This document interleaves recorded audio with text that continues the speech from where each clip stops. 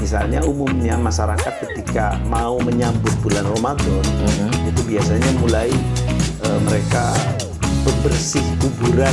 Di pesantren umumnya di pesantren itu ya ada ngaji pasaran. Ada terkadang pertengahan puasa udah khatam ya, udah selesai kan? Ya. Bulan Ramadan adalah momentum Allah Subhanahu wa Ta'ala memberikan diskon besar-besaran. Misalnya ada pendapat ini kita masuk ke fikih ya biasanya. Imam Al-Ghazali itu membagi puasa itu pada 3 tingkatan. Puasanya orang umum, puasanya umum, kemudian puasanya orang khusus, dan yang ketiga puasanya orang yang lebih khusus lagi.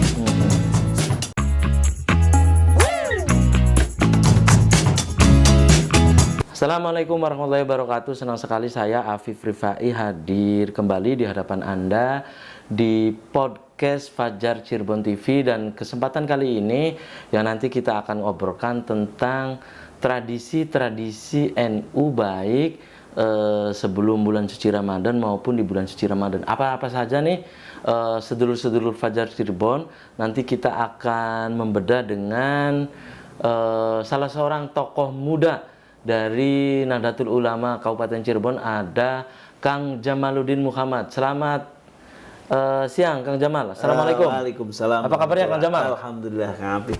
Sehat Kang? Alhamdulillah. Sehat. Oke Kang Jamal. Ini tradisi-tradisi di Nahdlatul Ulama ya. Sebelum bulan suci Ramadan biasanya apa aja Kang? Iya. Sebetulnya banyak ya, dan tradisi itu kan sebagai bagian dari ekspresi keberagamaan masyarakat, bagaimana mereka memahami dan mengaktualisasikan ajaran-ajaran keagamaannya, dan itu kadang tidak sama antara satu tempat dengan tempat yang lainnya, meskipun berangkat dari kultur yang irisannya agak sama, misalnya NU-nya gitu, tapi kadang misalnya di Babakan dengan di Tegalgubuk ini sama ya, kultur sama. NU gitu ya. NU. Tapi kadang berbeda. Kadang berbeda juga, ada yang berbeda, tetapi secara garis besar biasanya ada ikatan yang sama gitu secara garis besar. Misalnya begini. Misalnya umumnya masyarakat ketika mau menyambut bulan Ramadan itu biasanya mulai mereka bebersih kuburannya atau merapikan merapikan, membersihkan kuburan gitu. Karena di bulan-bulan suci Ramadan itu menjelang nanti hari raya Idul Fitri, mereka banyak membaca tadarus Al-Quran di kuburan-kuburan. Jadi biasanya menjelang asar atau pagi setelah subuh gitu, mereka ziarah kubur. Makanya begitu masuk bulan Ramadan, 1-2 hari menjelang bulan Ramadan itu mereka sudah mulai membersihkan kuburan orang tuanya atau kuburan anaknya, ya pokoknya sanak kerabat loh, kuburan kerabatnya itu salah satunya. Itu di Babakan sendiri sama begitu? Iya, sama begitu. Jadi makanya kalau menjelang Ramadan itu biasanya kuburan-kuburan itu bersih ya. Termasuk rumput-rumputnya dipotong semua gitu, sampah ya dibakar gitu. Jadi karena ada 2 momen di bulan Ramadannya juga di hari raya Idul Fitrinya. Nah, biasanya padat sih umumnya ya di hari raya Idul Fitri, tapi hari-hari sebelumnya juga begitu. Itu pertama. Yang kedua, kalau di pesantren umumnya ini di pesantren itu ya ada ngaji pasaran. Ngaji pasaran ini biasanya dilakukan dari 24 jam, hampir 24 jam gitu. Maksudnya 24 jam itu dari mulai pagi habis sahur, subuh sampai malam gitu, sampai menjelang ya ngaji pasaran itu dengan diisi dengan pengajian kitab ya. Jadi istilah pasaran sendiri saya mengacunya kurang begitu paham. Pasar apakah pasaran itu dari pasar itu, tradisi pasar itu, atau pasaran itu posonan. Kalau di Jawa Timur itu ngaji posonan bahasanya, bukan Kalau di pasaran ya. bulan Ramadan iya, itu? di bulan Ramadan itu. Artinya posonan itu yang ngaji puasaan. Dan ngaji puasaan itu berbeda, ngaji pasaran itu berbeda dengan pengajian-pengajian di luar Ramadan itu. Karena pertama jadwalnya padat, yang kedua dalam satu bulan itu satu kitab harus khatam. Itu umumnya begitu. Iya. Serba cepat. Iya, gitu serba ya. cepat. Iya. Baik yang ukuran kecil, kitab-kitab Ada Khorasan. terkadang pertengahan puasa udah khatam Iya, ya, udah selesai khatam, kan? iya. Ngaji kitab Ngaji- itu ngaji gitu. kitab udah itu selesai. pertengahan, Iya. bukan hanya akhir ya, Iya. pertengahan. Umumnya ini terjadi di pesantren-pesantren yang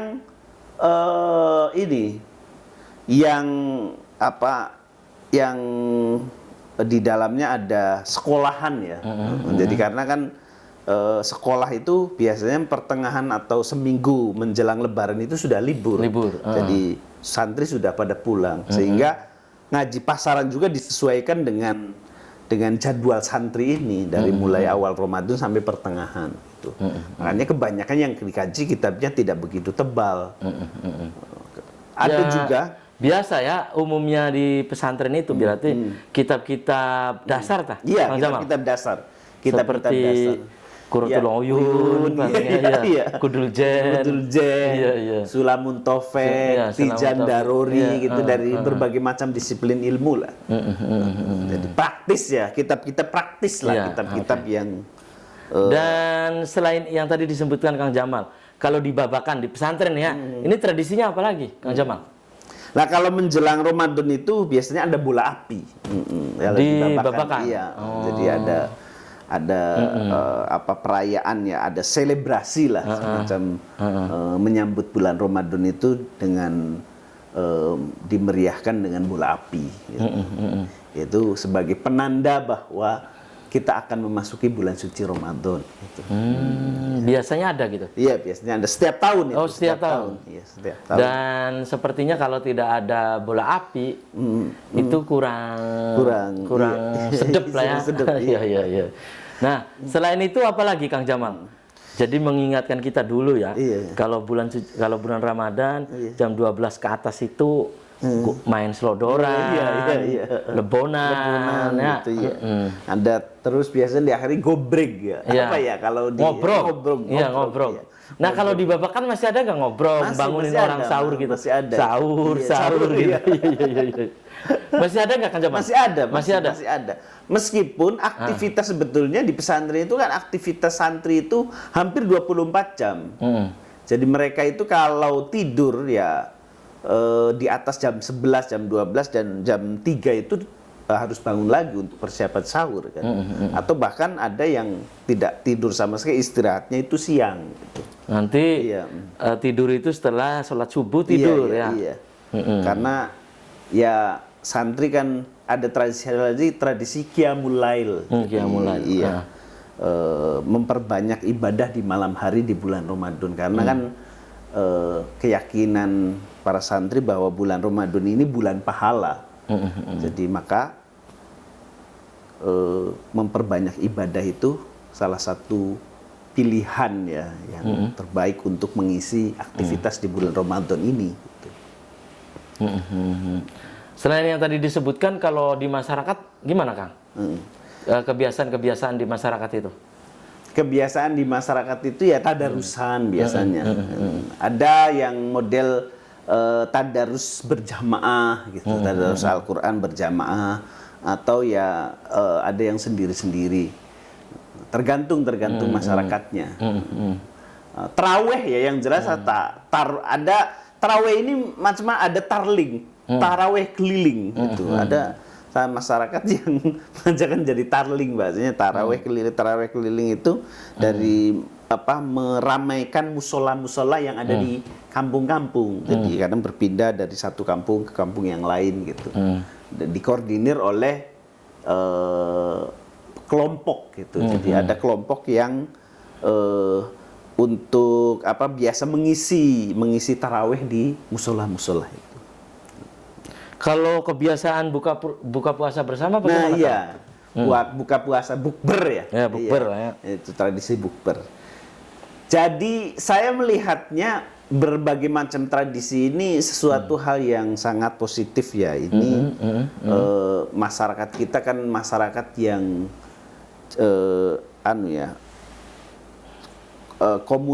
komunalitasnya sangat tinggi. Jadi kebersamaan itu ya, mengajarkan kebersamaan.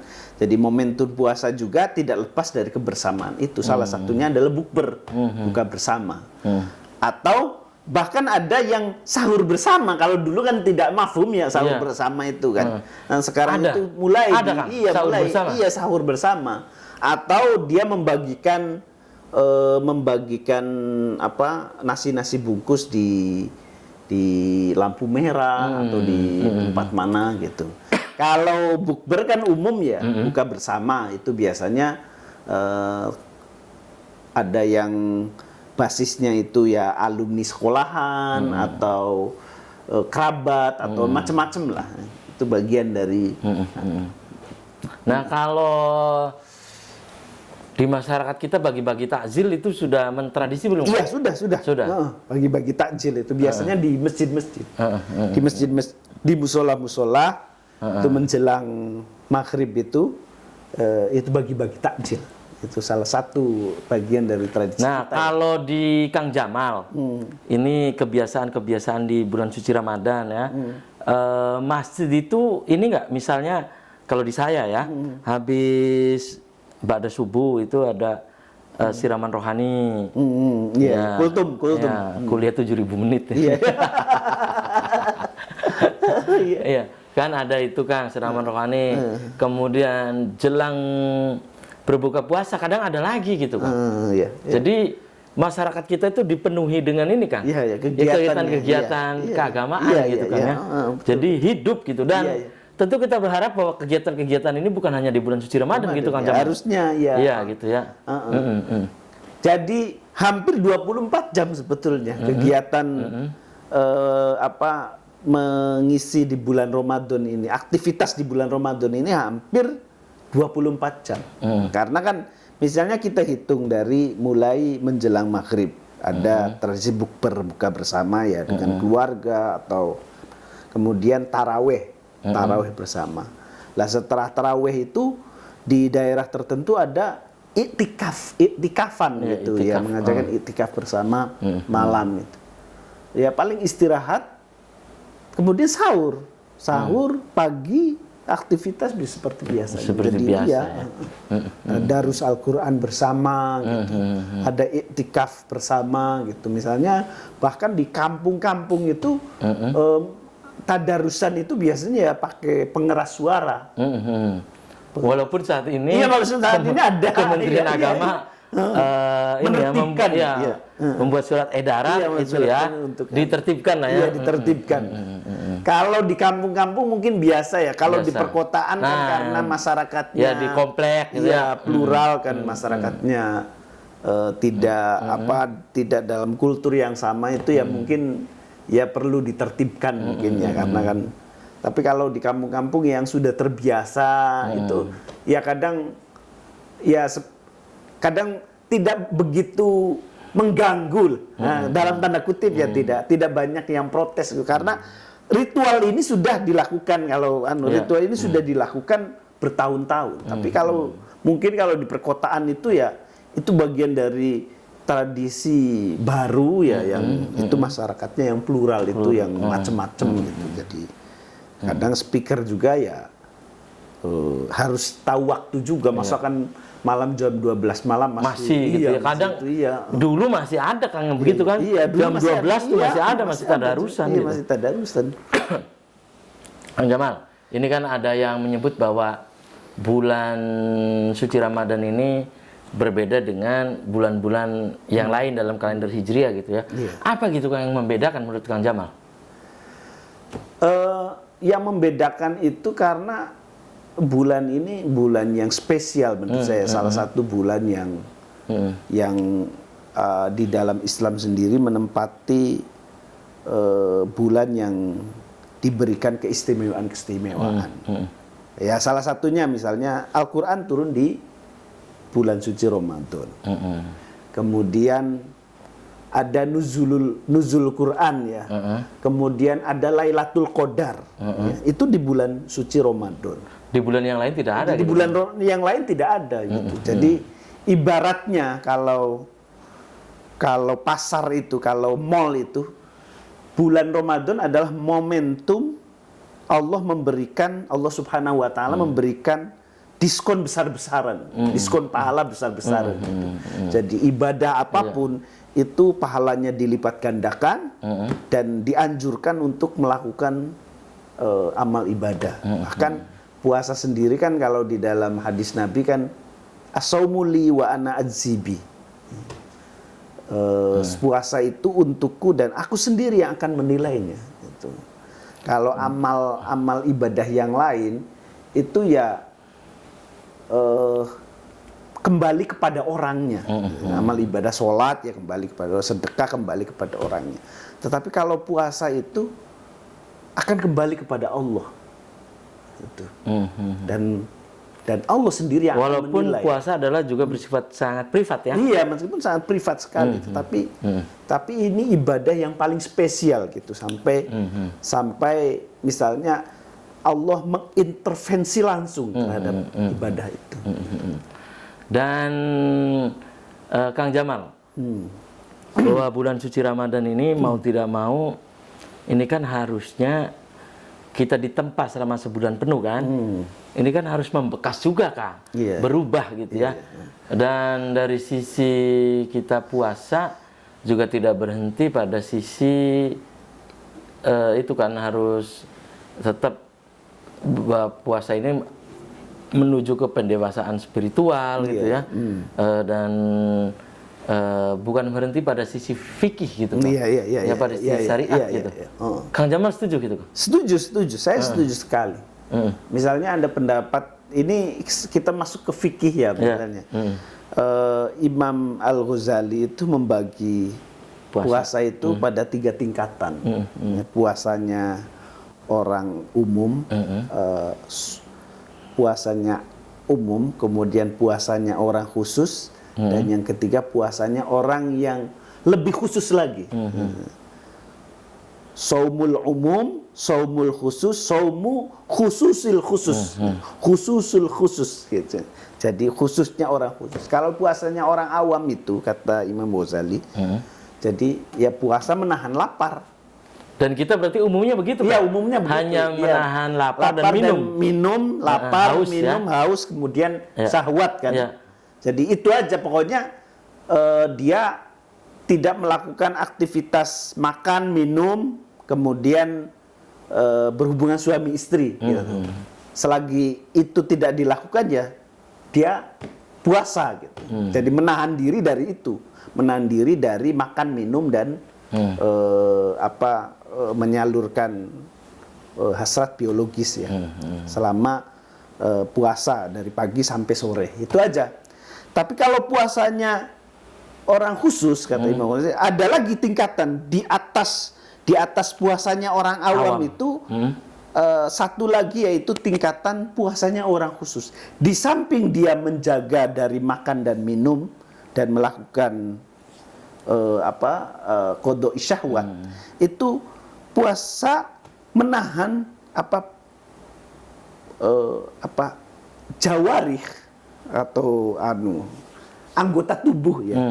Anggota tubuh kita dari perbuatan maksiat. Menjaga mulut kita untuk tidak menghina orang lain. Puasa bicara lah. Iya, puasa bicara lah. Puasa dari berbicara yang dapat menyakiti orang lain. Puasa yang berbicara yang tidak senonoh. Puasa yang dapat menyinggung perasaan orang lain, membuli orang lain. Jadi mulut kita juga berpuasa. Tangan kita juga berpuasa untuk tidak melakukan kemaksiatan. Kaki kita juga berpuasa, mata kita juga berpuasa. Jadi di samping dia menahan diri dari lapar dan dahaga, dia juga menjaga anggota tubuhnya untuk tidak melakukan perbuatan-perbuatan maksiat.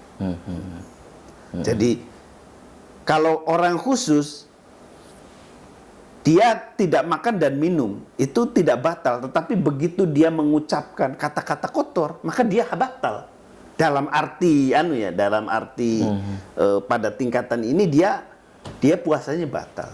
Dan ada lagi tingkatan yang ketiga kata Imam Ghazali, yaitu puasa orang yang khusus, lebih khusus lagi. Super khusus, yaitu menjaga hatinya agar tidak memikirkan selain Allah. Termasuk memikirkan persoalan-persoalan duniawi ya. Jadi pokoknya itu dilepaskan. Berpuasa, iya, itu dilepaskan. Jadi hatinya itu berpuasa dari perbuatan dari mengingat sesuatu selain Allah. Jadi hanya fokus kepada Allah Subhanahu wa taala.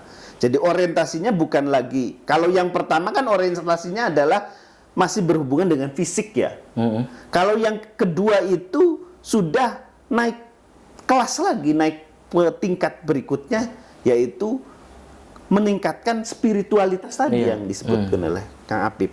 Jadi puasa ini bukan hanya soal fisik, makan dan minum saja berhubungan, tapi puasa juga berkaitan dengan hal-hal yang bersifat spiritual. Kan sesuai makna bahasanya ya, puasa itu kan menahan diri, al-imsak.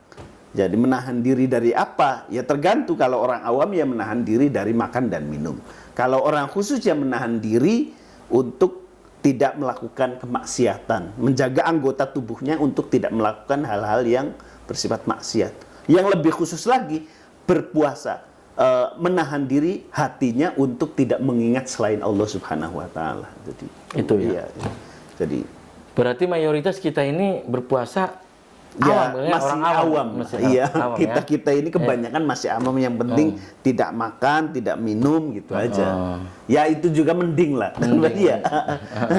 Jadi tingkatan yang paling dasar juga kan karena kan ibadah itu kan sebetulnya proses belajar ya, sebuah proses. Wa'bud rabbaka hatta ya'tiyakal yakin, dalam bahasa agamanya kan begitu. Beribadahlah sampai engkau merasa yakin. Jadi puasa juga ya itu sebuah proses sebetulnya, bukan tujuan gitu.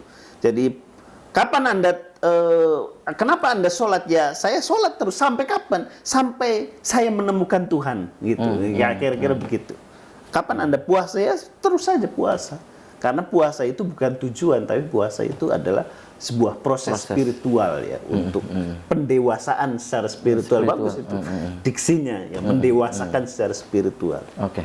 Kang Jamal, kita kembali ke kebiasaan-kebiasaan di masyarakat ya, tentang itu ya, kebiasaan di bulan suci Ramadan gitu ya. Nah, tadi Kang Jamal menyebutkan bahwa ini jangan hanya di bulan suci Ramadan gitu ya, harus dibiasakan juga di bulan Syawal nantinya itu ya, di bulan-bulan walaupun bukan bulan suci Ramadan gitu kan ya. Nah, untuk menumbuhkan kesadaran itu bagaimana menurut Kang Jamal? Jadi pertama, kebiasaan di bulan suci Ramadan itu harus menjadi motivasi kita dalam memperbaiki ya, kita terutama dalam memperbaiki hal-hal yang bersifat spiritual itu, ibadah dan lain-lain. Makanya biasanya kalau bulan Syawal itu dianjurkan juga untuk menyambung dengan puasa sunnah seminggu ya. Iya, seminggu menyambung dengan bulan puasa. Katanya ya pahalanya itu seperti pahala nyawal lah. Iya, tapi orang, kalau kata Kang Jamal si nyawel. Iya.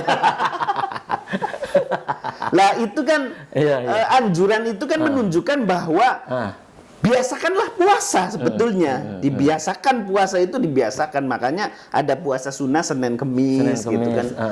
Jadi puasa itu tidak hanya setahun sekali. Kalau bisa ya dalam satu bulan itu, kalau Senin Kemis saja berarti kan ada berapa? Ada ada 16 ya. 1, 2, 3, 4, 5, 6, 7, 8 ya. Bukan? Iya, ada 8. Iya. Karena yang 8. Seminggu 2 kali iya, kan? Seminggu 2 kali. Kemudian belum Atau kalau ada orang tradisi puasa Dawudan misalnya, puasa tidak terus itu. Jadi ya proses belajar tadilah puasa itu. Oke, dan sayang sekali nih Kang Jamal usai sudah podcast di Fajar Cirebon TV ini, dan Kang Jamal terima kasih sudah menyempatkan hadir di podcast ini. Dan Kang Jamal silakan closing statement sebelum saya tutup, Kang. Silakan, Kang. Puasa Ramadan ini adalah salah satu cara atau pendidikan kita untuk menuju kematangan secara spiritual. Karena itu ya kita manfaatkan dengan hal-hal yang bersifat spiritual. Kita tingkatkan ibadah kita tingkatkan kepekaan sosial kita dengan bersedekah dan lain-lain lah. Dengan itu saja. Semoga bulan suci Ramadan ini bisa memberikan manfaat dan keberkahan untuk kita semua. Amin. Oke, terima kasih nih Kang Jamal ya. Salam sehat selalu untuk Kang Jamal dan sedulur-sedulur Fajar Cirebon TV. Demikian podcast kita kali ini, semoga bermanfaat. Terima kasih atas perhatian dan kebersamaan Anda. Akhirnya saya, Afif Rifai dan kerabat kerja di kesempatan kali ini harus pamit undur diri, dan wassalamualaikum warahmatullahi wabarakatuh.